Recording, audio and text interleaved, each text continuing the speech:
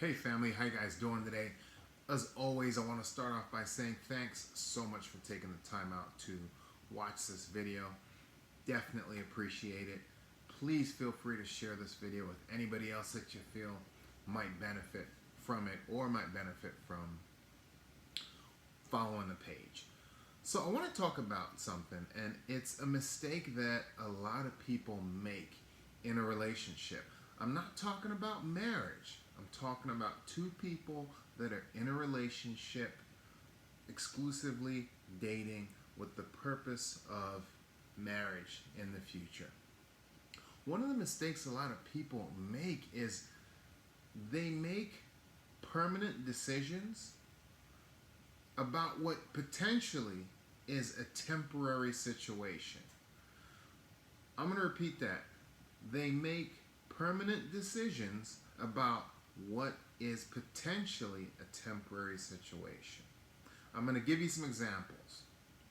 What I mean is that you have two people, you guys are in a relationship, not married, and you are thinking or buying a house together, or you have bought a house together, or you have combined your finances. Both of you guys are using the same account and just putting both your paychecks in there. Or you guys have bought a car together, or you've co-signed, so one of you has co-signed on a car for the other person, or you've bought cell phones in his name or in your name.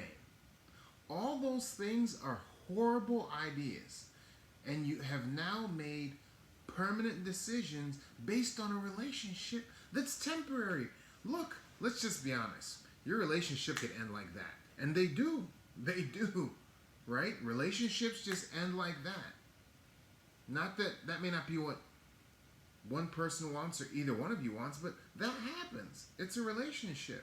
The whole purpose of dating somebody is to find out and assess whether the two of you are a good match for the rest of your lives.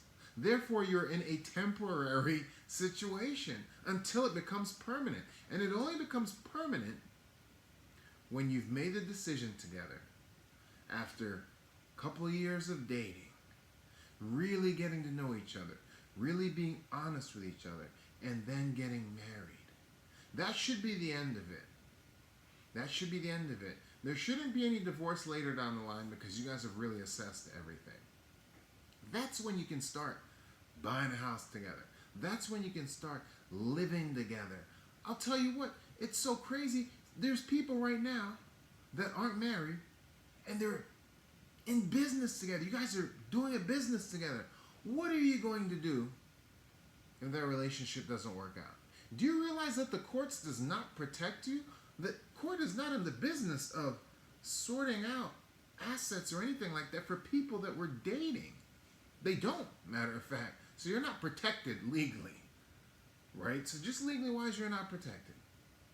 Okay? So don't make permanent decisions like that. Wait. And I'll tell you what, a lot of this comes from people that are being impatient. You're not married, but you want to live as if you are married, which doesn't work, right? And look, I get it. You love each other, you care about each other. When that love and care has blossomed into marriage, that's when you start doing things like that. I mean, think about it. It is absolutely crazy to buy a house with somebody that you're not married to. I don't care how well you get along. That is crazy. Or to co-sign on a $20,000, $30,000 car, a $5,000 car for somebody that could be gone tomorrow. Y'all get in an argument and that's the end of it. They could say something you don't like and that's it. It's not that simple with marriage, right? You really have to think. You can't just walk out the door like that with when it comes to marriage. There's a lot more involved. There's a whole legal process. But if you're dating, doesn't matter how much y'all love each other and whatever promises you've made to each other. So what? You're gonna buy a house with somebody. You're gonna buy a car together, co-sign on a car. Even if it's something like cell phones or going to business with somebody, what are you going to do when you find out they're cheating on you? Now what? Now what are you going to do, right? And I'm not saying I hope that happens. I hope nobody gets cheated on. Unfortunately, it does happen. What are you going to do when you find out the person that you thought you were dating isn't really them? Or how about the fact you just don't get along? You start to see some things after 5 or 6 months or whatever. But now you guys are so deep. You're so deeply connected in a way that you shouldn't be.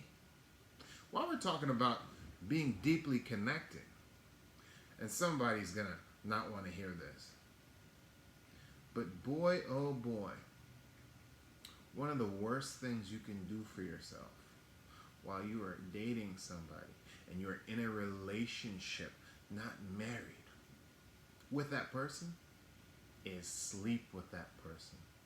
Oh my gosh, you want to talk about just doing something completely silly, foolish? That's probably at the top of the list. Why? Because now you have, number one, spiritually connected yourself to somebody that is not your husband or your wife.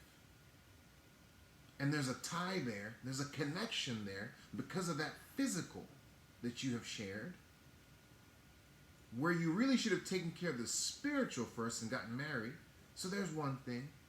Here's the other thing. You have now put yourself in the possibility, in the realm of, if you're a female, getting pregnant by somebody that you're not going to spend the rest of your life with. And if you're a man, now you've gotten somebody pregnant that you don't want to spend the rest of your life with. And now you've brought a child into this world that will not be in a two-parent healthy home with their biological mother and father. Look, I don't care how you cut it. That's not the best situation for a child. And things happen. What are you going to do, right? What are you going to do? You co-parent, you're a single dad, single mom. It's done, right? But that's not the best situation. So for those of you that haven't done that, stop. And ask yourself, man, do you really want to be having premarital sex? And if you have done that, don't continue to do that. There's people out here and they got 3 or 4 kids with a whole bunch of different people. Male or female, I'm not pointing the finger at women or men. It takes 2 people to make a child. Both men and women are responsible. That's not good.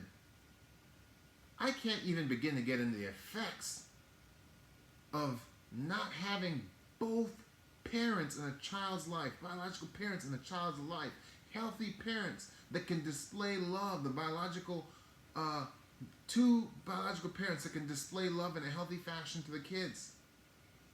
It is so detrimental to children. God did not design the family structure for people to get by, right? Well, I guess it's better than nothing. That's not how he designed it. That's not the way it's supposed to work. So that was the second thing. Here's talk about another thing. You are going to sleep with somebody that you don't really know if they are messing with somebody else. You could potentially give yourself an STD or AIDS or HIV. For what? For what? Moments of physical pleasure?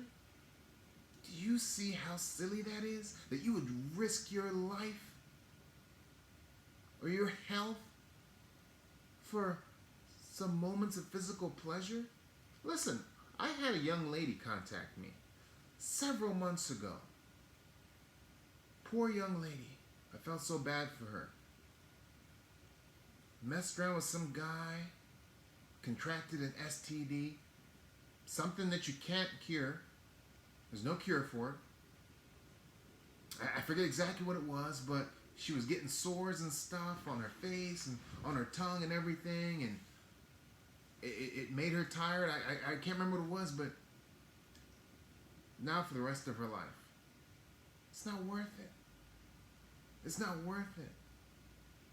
And then there's the argument from people that are just not thinking.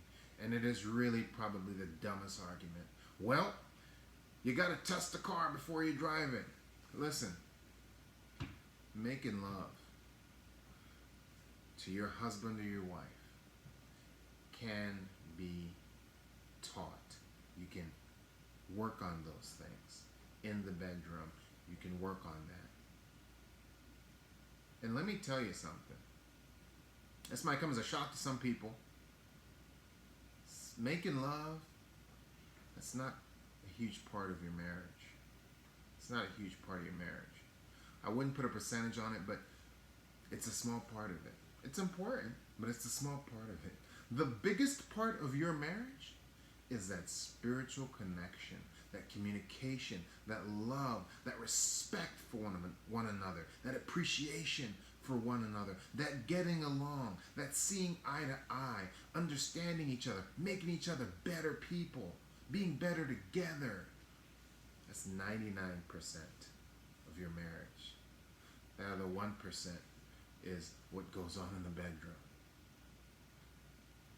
People get divorced, not for what goes on in the bedroom, but what's going on in their marriage spiritually. It's that connection. That is the glue, not the physical. Look around. Look on social media. Look at Instagram. Look at Facebook. So many people are out there prancing themselves around based on their physical. Expecting. Deceiving themselves. Thinking they're going to get somebody spiritual. Never. Won't happen. It won't happen. Because flesh is attracted to flesh. Lusty men are attracted to those lusty pictures that you're posting up.